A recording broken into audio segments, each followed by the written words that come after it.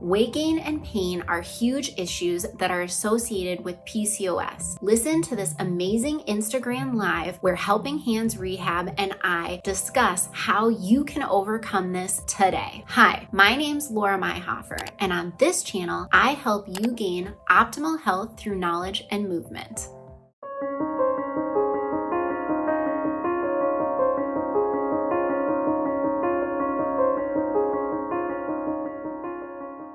PCOS is so common everywhere, yet the knowledge about the same is so less, and people don't talk about it very often. No. So what's your take on that firstly?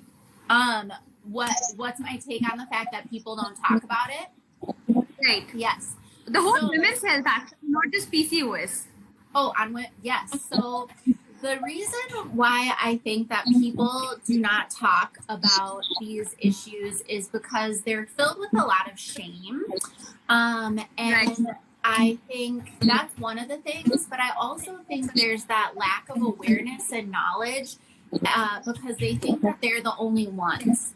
We're flooded, especially in this day and age, with social media and with what we see on magazines and TV of people who are just living their best lives. So, for example, you see people who just had a baby, and within moments of having a baby, they're back to their same size jeans and they're super small again, and they never struggled with anything. So, I think as people, we sit here and we think, oh my gosh, that's not me, and therefore I must be abnormal and different, and I'm just going to keep that to myself because clearly I must be doing something wrong.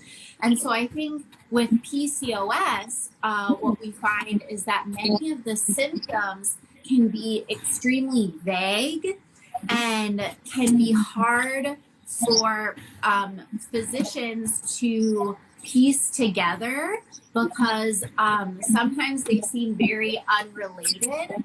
And so as a result, it oftentimes goes missed for many, many, many, many years.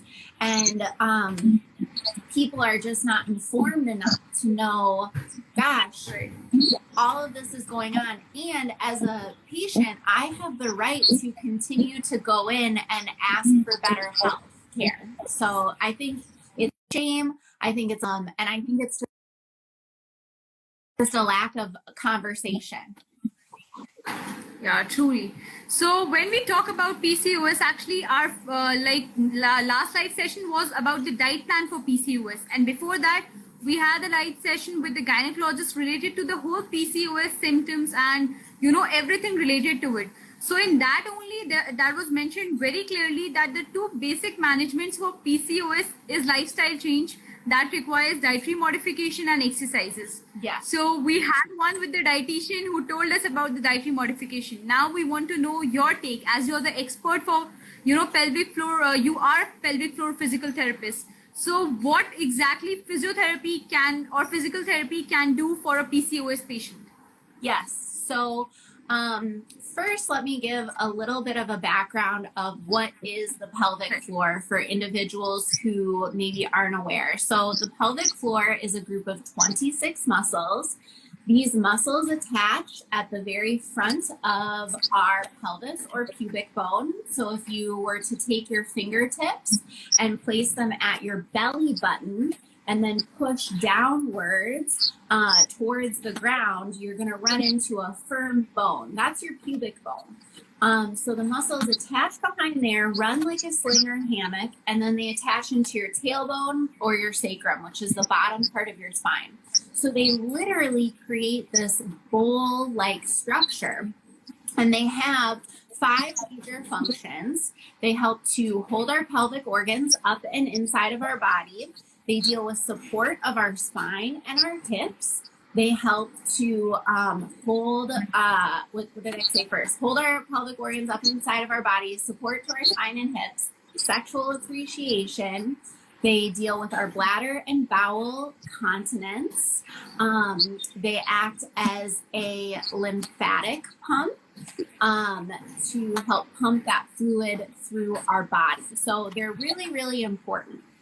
So when we think about what the say the gynecologist was talking about of some of the signs and symptoms of PCOS, one of the things that can be a big problem is painful periods, but not just painful periods where it's painful right when you're having your period. You can also have pain with ovulation, and you can even have pain in between those times where it becomes chronic and all of the time.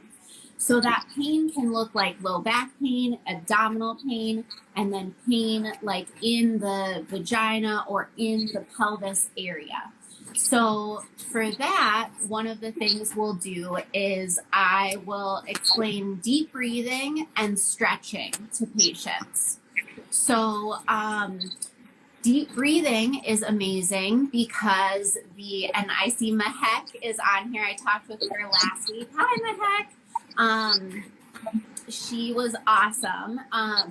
So deep breathing is really incredible because our diaphragm and our pelvic floor run parallel to each other. So when we do some nice slow deep breathing and we have that diaphragm come down with inhale, it helps to gently stretch and expand those pelvic floor muscles, giving them length and relaxation. So when we do that, we're stretching the muscles, but when we slow down our breath, we're also triggering our brain to send out muscle relaxers and pain relievers. So deep breathing is one of the first things I teach patients, and it's one of the most important things that I teach them. And if anyone is wondering how to actually do that, I have a YouTube channel, Laura Meyhofer, LLC. I can really quick put in the comments how to spell my last name. And that is a really great way to get some tips on how to do the deep breathing, because I go through how to do that. So that's one thing. The other thing is stretching. So when I talked with Mahek a week ago, we talked a lot about yoga, but you can just do general stretching, focusing on your hips. So our hips are a really great way to unlock what's happening with the pelvic floor. Some stretches might look like stretching the front of your hip, so doing a hip flexor stretch, stretching your inner thighs or your groin, stretching back through your butt cheeks, and then also your hamstrings. So I also have a YouTube video playlist where I go through all of those stretches that I just mentioned, and I'll have people do those 3 times a day, holding for about 45 seconds. And if anyone has any questions about these or want me to try to demonstrate, I have plenty of room in here. I can always pop the camera around and do that. That's really great, because that's how the human body works. There's always, a sort of compensation, a sort of relation with all the muscle groups and all the whole body, actually, the whole kinetic chain. Yes. So Laura, apart from that, when we talk about like in PCOS, generally what we see, there is a weight gain. One of the major signs and symptoms is weight gain of the patient. Yes. So what role can a physical therapist play in the weight loss process? Yes. So I actually think that this is probably one of the most important roles that a physical therapist can help with. But I think it's one of the things that that's not at the forefront of our mind, whether it's doctors or patients. So I think the biggest thing is when we have these weight gains because of PCOS, it's really frustrating, because the bottom line is you will do a standard exercise that say maybe I would do, and I don't have PCOS, and I will start to lose the weight. But someone with PCOS will have a harder, more difficult time. So with physical therapy, we can really look at how are you working out to make sure, are you doing your target heart rates? So are you working out efficiently? And what that looks like to me is oftentimes many patients will come in and they'll tell me, I went and I worked out so hard, and then I was just wiped out the rest of the day, and I was on my couch the rest of the day, or I was so sore the next 2 days I couldn't do any activity. And so Right. it's like, okay, we can't have that going on.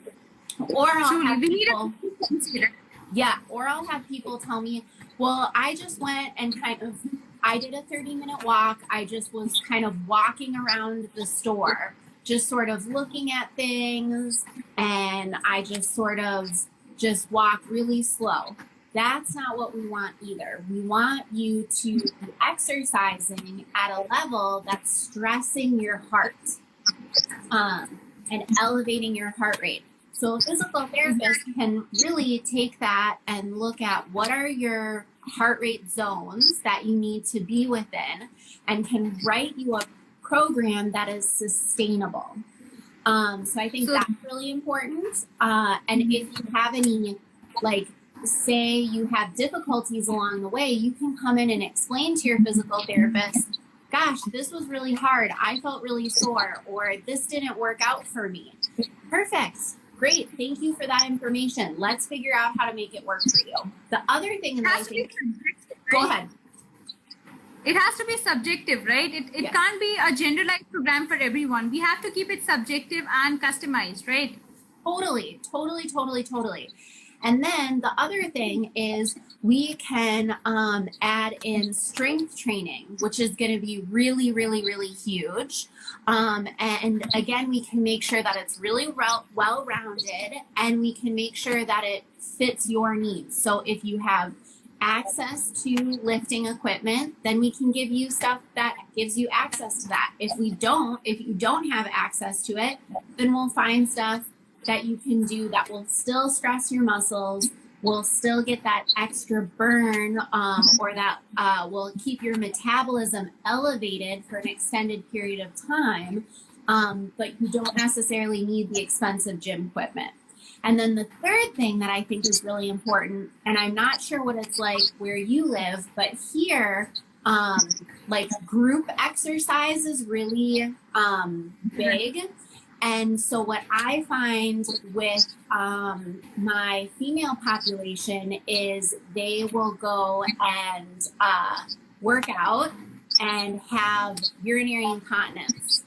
And so they will really, really struggle because they want to lose the weight and they want to stay fit and healthy because of PCOS. But every time they go work out, they're leaking excessively, and that's really embarrassing. And so then they stop working out. So as a PT, I can then show them how to modify the exercises so that they can still participate in the group experience, but they can do it in a way where they're not leaking. And then we can also work on exercises to build up the strength so that eventually they can do the exercise like everyone else without having that leaking experience. So as you just said that, there is somewhat difference that we have back in USA and here in India, because group therapy is still, it's just something really new in India. It's a new concept. So when we talk about women's health, especially, it's not being practiced yet, but we surely will have this in mind, and we'll try our best to inculcate this in our programs. Yes. So apart from all of that, Laura, as we have a prescription for the medicines, so the same is for the exercises, right? There is always an exercise prescription. So if you can guide us about the exercise prescription for the particular symptoms that a lady experiences in PCOS. Yes. So going back to, so a lot of the individuals that I see who have PCOS tend to have the chronic pain. So Right. I'll take you through the exercise prescription with the chronic pain. So generally I have them doing deep breathing for 5 minutes, 3 times a day. And I want them to do that in like a quiet space, which is sometimes challenging. Here It has again, been soothing and relaxing, right? yes. Here in the United States, everyone is like, go, go, go. They take no time for themselves. Asking them to take 5 minutes is like asking them to cut out their own kidney or something like that. So, is it the same there? Right. I think that's a very common problem that even we face, because people, don't, people are actually not wanting to take out time for themselves. It's such a robotic world that we are living in. Everyone is heading and running so fast that they don't want to miss out on anything, and the least they want to do is take out time for themselves. Yes. So that is the major drawback of this era, I feel, everywhere in the world. Yes, exactly. So, so generally I have them do deep breathing for 5 minutes, and then I will have them do either 3 yoga postures or 3, my nose is tickling. Okay, or I will have them do 3 stretches for their hips. So if it's a yoga posture, I tend to do child's pose, happy baby. I love, and I'll have them modify that a little bit, and then I have them do bound ankle pose. And then if it's the 3 stretches, I have them do hip flexor. I have them do their adductors, and then generally I have them do like a piriformis stretch. And so again, same thing. We're shooting for 2 to 3 times a day with those movements, 1 to 2 repetitions. And then I know this is something that's different than what you guys do over there, but I have people work with what's called dilators, vaginal dilators. Have you heard of those at all? No, I am actually it's a first time I'm hearing the whole concept of it. So if you can brief me also about it, it'll be really... Let me quick grab, I don't know why I should have them out from my closet. Let me just grab them in my closet right here. Surely. So you can see them. So meanwhile, Laura is just coming back. So that is the whole thing, a physio's approach, as the name of the talk was, a physio's approach towards PCOS, because in PCOS management, the 2 basic things that have to be managed are your diet and your lifestyle, which includes the diet and, the physical workout, the exercises and everything. So here we have Laura back with us. So, as we were saying, the pelvic floor has 26 muscles, and those muscles can get really, really tight over time and shortened. So if we think of our neck muscles, it would be like if my neck muscles kind of got stuck like this. And someone can tell me, Laura, I want you to move your shoulders down, but if these muscles are short and tight, I physically am unable to move them down. So I need someone to help me stretch them so I can get that length. So, and when we gain that length and we gain that flexibility, we can help decrease their pain. And that can be if they have chronic pain that they're feeling every single day. It can be pain with inserting, say, a tampon. It can be pain with intercourse. It can be pain with gynecology exams, any of that. So I will have them work with these things called vaginal dilators. So what they are these things that increase in size, okay, like this. And, okay, so they get progressively bigger, and they're really flexible. They kind of a passive stretch to the pelvic floor muscles, right? Yes. Yep. Okay. So Laura, I have a question. Actually, that's a very basic question I want to ask for the audience. Actually, like in case of neck, you just said it's because of the posture that we acquire that leads to the tightness and shortness of the neck muscles. What is the primary cause that, according to you, can be the reason for the tightness and shortness of the pelvic floor muscles? It's the constant feeling of pain or irritation or like more of emotional right? Yeah. Rather than a physical cause? Okay. It can be both. It can be emotional and physical. So it can be one or the other or both. So in physical, can it be related to the posture as well? Yep. Yeah. So a lot of times, because people have pain, they tend to kind of curl around the pain. And when we tilt our pelvis in such a way, that actually makes our tailbone tuck and it makes those muscles shorten. And then when we are constantly curled like that and our body is constantly guarding and protecting because of the discomfort it's feeling, those muscles will shorten over time. And it's kind of like if I took my hand and I squeezed it, and if we just kept squeezing my hand here, it's like, well, right now this doesn't feel super great, but if you checked back in 3 minutes and I'm still intensely squeezing my hand, it's gonna start to cause pain. And even if I look, I can see all of the areas that I'm not getting good blood flow. So when we think about this extended over a long period of time, then we really, really can see how that muscle tension, that muscle spasm in the pelvic floor becomes problematic. And our body tries to be smart, and it tries to, the more pain it feels, the more it tightens. And the more pain it feels, the more it tightens. So dilators are a way to help break that pain cycle, but they do it in a way that's very, very gentle. So like I said, you can start with something that's the size of my pinky, and you're inserting it. This is my vulva puppet. We have the vulva here. So you can insert it into the vaginal canal very slowly and gently, and all of those pelvic floor muscles that I was talking about surround the vagina. It's not a flat layer of muscles. It's more like a 3D spider web. So as we place this dilator in, it gently stretches and expands these muscles. So then after we work with this one for a while, then we can slowly work our way up to the next size and the next size and the next size until we get to a place where the patient is saying, I don't have pain.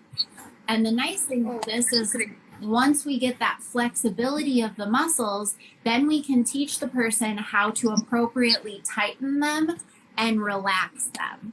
And so that helps with their ability to exercise. That helps with their ability to be continent.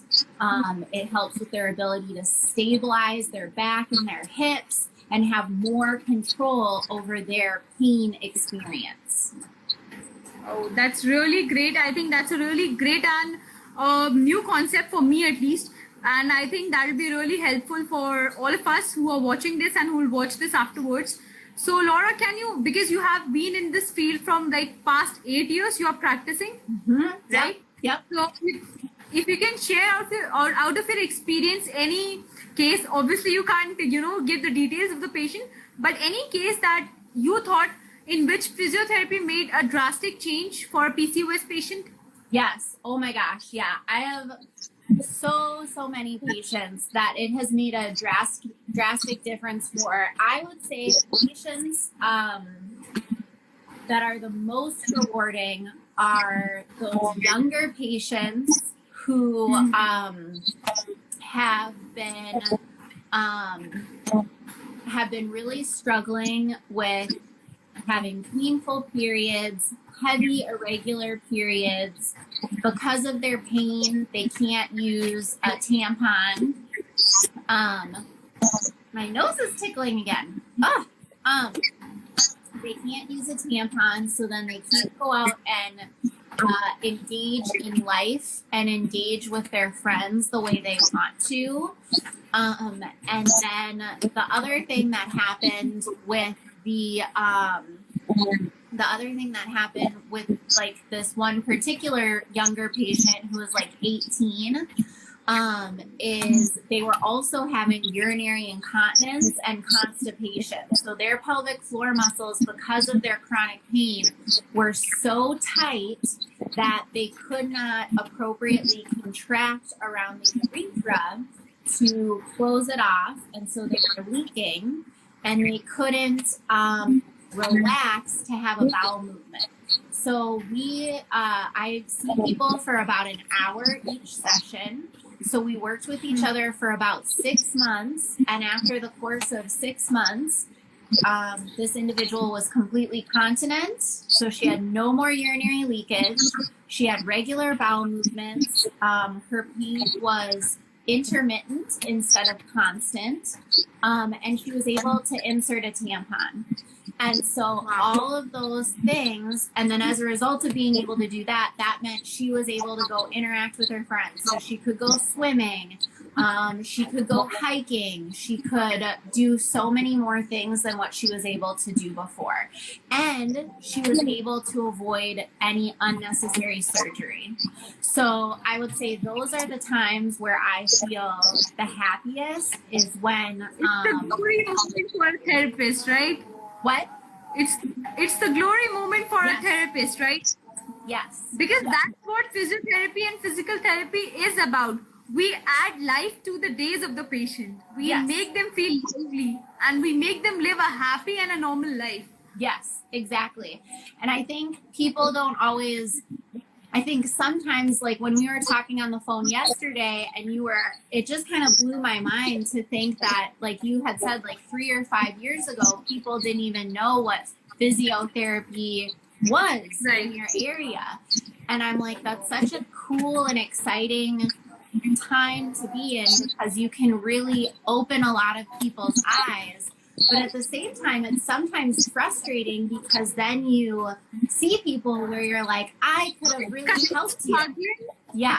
Right. It's just struggling, yet it's kind of, adventurous at the same time. Yes. That because it's still an exploring field in India, but luckily we'll say it is getting that peak very fast now. Yes. So that's like a fingers crossed moment. We are still hoping that people, actually drive towards physical therapy more and more in India and every part of the world. Yes, exactly. So those are the things that I really, I would say the patient where they get sent to me right away when they're very new in their condition, then the other patients that really stick in my brain are the ones that have been struggling with this for, say, 20 years, and they feel like, they're maybe really overweight, they maybe have the extra facial hair, they have all of these symptoms, and then they've finally gotten the right diagnosis, and then they finally get to someone like me, and we can start to make these changes, and they start to lose some weight. Those are the people that also make me really happy, because again, like you said, we're giving them back their life. Truly. Mm-hmm. That is what physical therapy is about. We add life to the days of the patient that they have. Yes. And I think it's really amazing, like what just you shared about your experience, that girl was, able to have a normal and a happy life after 6 months of physical therapy. So I think that's what a physical therapist and every physiotherapist aims for. That is our glory moment. That is our moment of victory. Yes. When our patient is, back to their normal life and is out of the whole rehabilitation process. Yes, totally. So Laura, it was a really great session, and I came to know a lot of new things. So thank you so much. It was a really great experience chatting with you and knowing about. We have a question actually. Yeah. In case of delayed menstrual cycle due to PCOS, is it better to do yoga or aerobic exercises?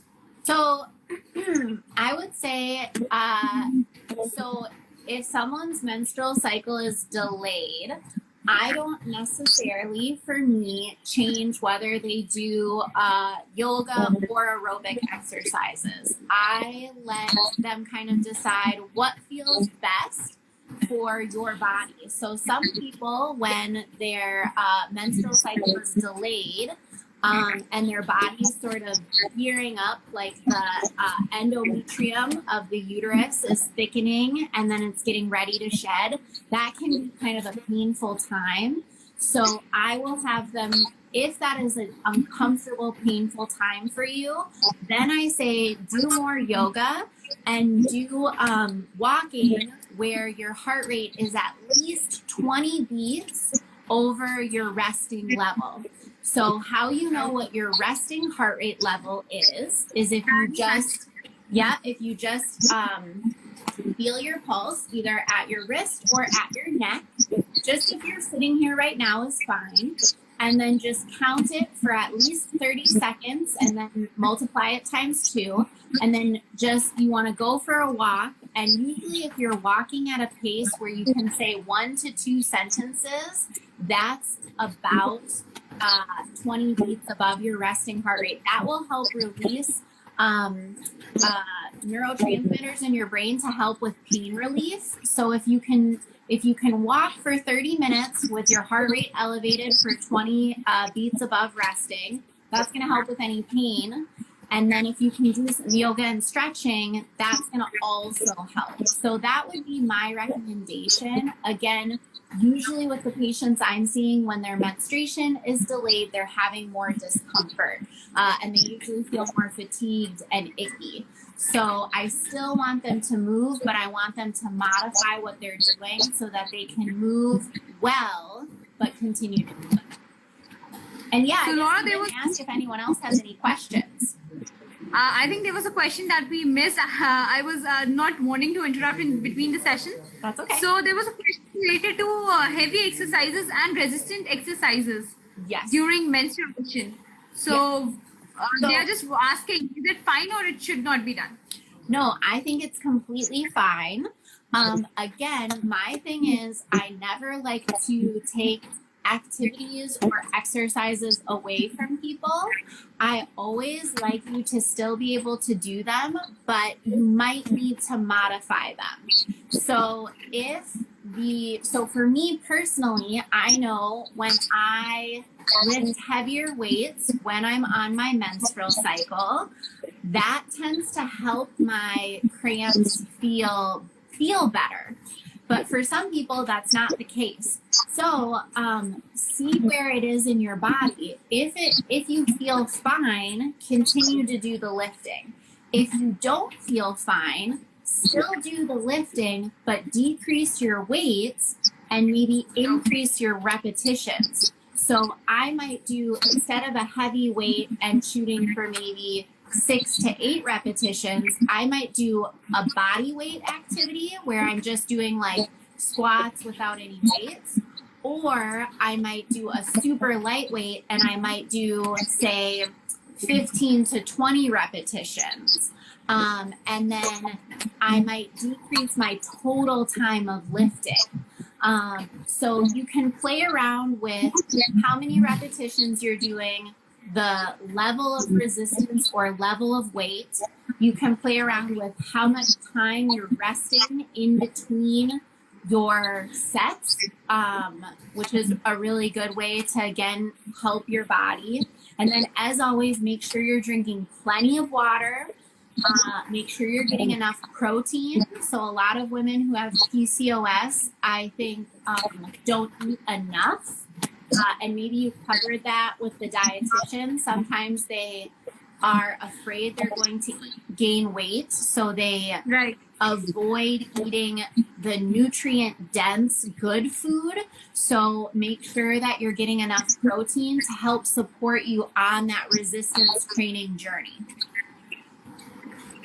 So yeah, I think that was the major thing, because every body is different, and so it's completely on the individual how it feels right to them, but with the guidance of the expert. That's the case, right? And the nice thing is, if you need help or you need assistance, there are so many physical therapists out there who are willing to help you, especially when it comes to So don't necessarily rely on the internet to help you try to figure out how can I, like when I'm on my menstrual cycle or during ovulation, this is challenging. You can go to a licensed physical therapist and they can help you figure out new ways to do the same exercises, but in a way that will challenge your body and might be more or less stressful to your system depending on what your needs are. And that's really, really great because again, like we were saying, you want to add more life to, or more days to your life.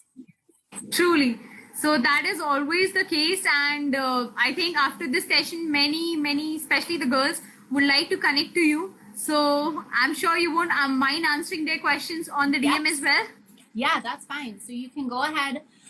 You can direct message me. I'm on, I know you've tagged me. I'm on Laura Myhofer is my Instagram. And then if you're on my Instagram, you can use my Linktree. And on Linktree, you can access my website, which is lauramyhofer.com. You can sign up for the email list, which is really, really great. I'm active on YouTube and on here on Instagram as well as other platforms. And so that's a really wonderful way to get a sampling of all of the stuff that I'm doing because we certainly don't want you to miss anything. Truly, and especially the whole article that you wrote on PCOS, the blog was amazing. And I think everyone should just go on your website once and check that out because that is so good. Like it's relevant, it's to the point, and yet it is so informative. So all the audience right here, just go to Laura's profile, just check that article about PCOS because after reading that, I'm sure even a layman will understand the basic PCOS thing and the basic deal about PCOS.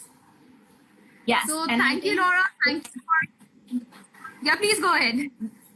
Oh, I was going to say, and the nice thing is, like, since that article has gone live, I also have an article on, like, prostate cancer and other things. So, whether you're male or female, there's going to be really great information out there for you. So make sure you check it out because you never know, even if you're maybe not dealing with this, you never know when a friend or a family member might be dealing with it, and it's helpful for you to be aware. So if those symptoms come up, you already are informed and then can seek out the right care. Truly, information is never gender-based. Anyone can, access to it and get the magical thing of being informative. Yes. So thank you, Laura. Thank you for joining. It was a really great experience, and you're really sweet.